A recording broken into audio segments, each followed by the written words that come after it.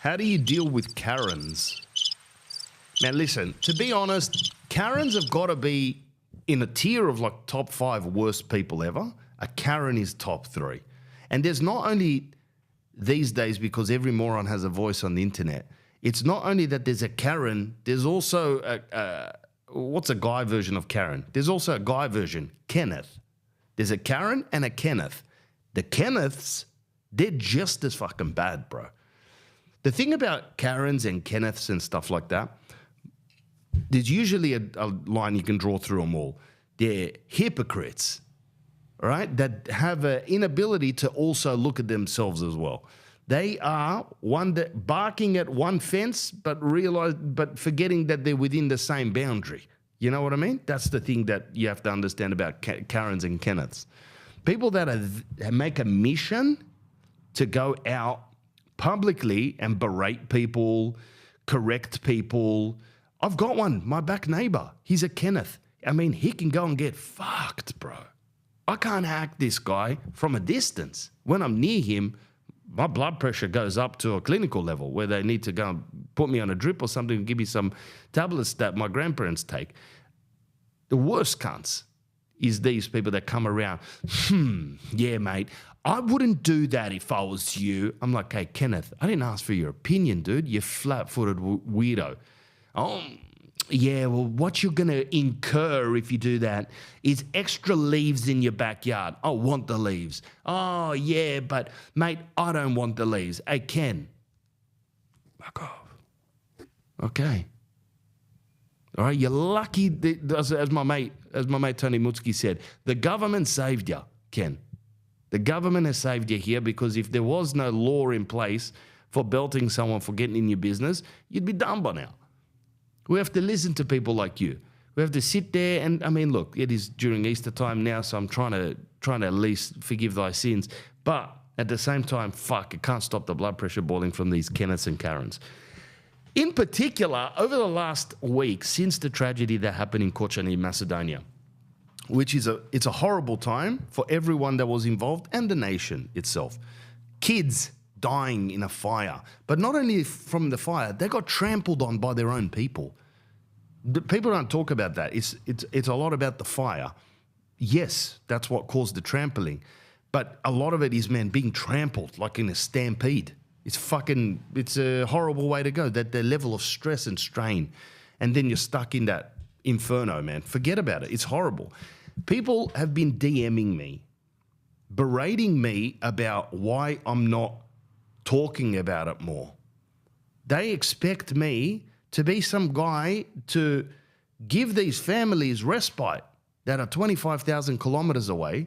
They don't fucking know who I am. They don't care who I am. They're worried about their son or their daughter that they've lost now. In this tragic time, you've got an absolute Karen from somewhere here that works for Service New South Wales telling me, why are you promoting your shows in this week of mourning in Macedonia?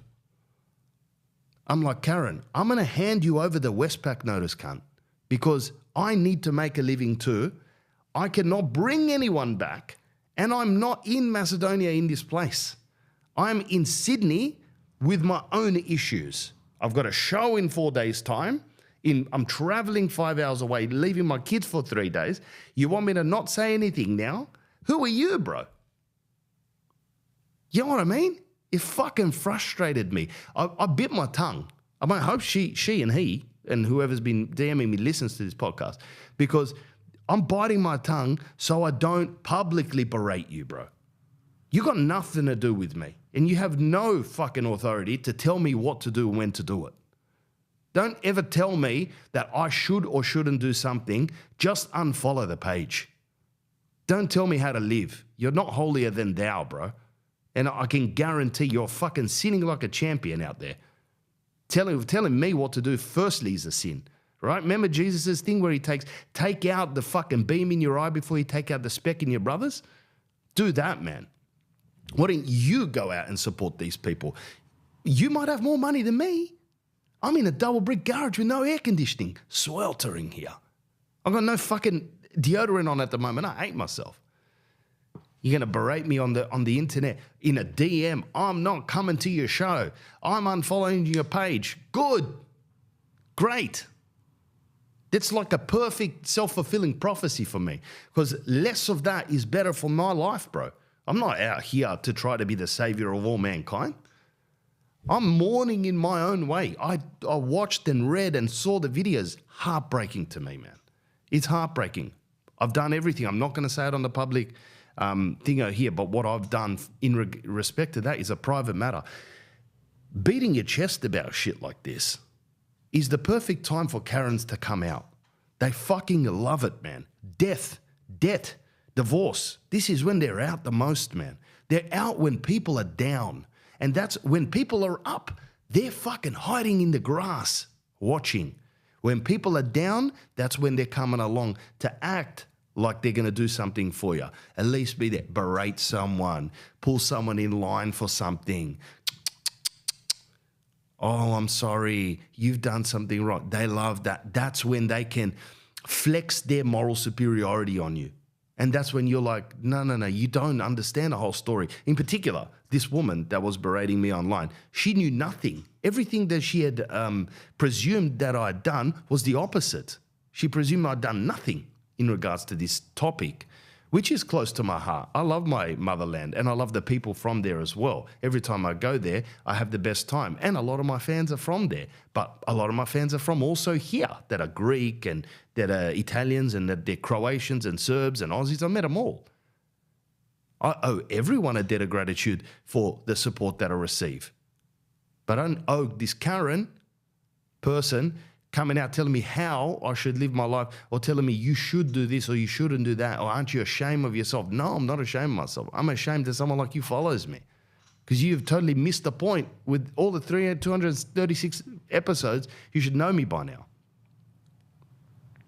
It's a sensitive topic to me because she made me angry as to why I don't speak up about it. It's not because I've not done anything.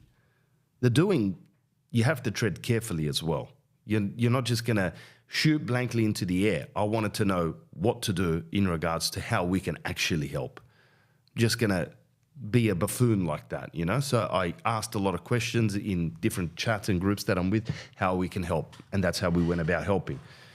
So what pissed me off the most was like the self-righteousness of the entire thing.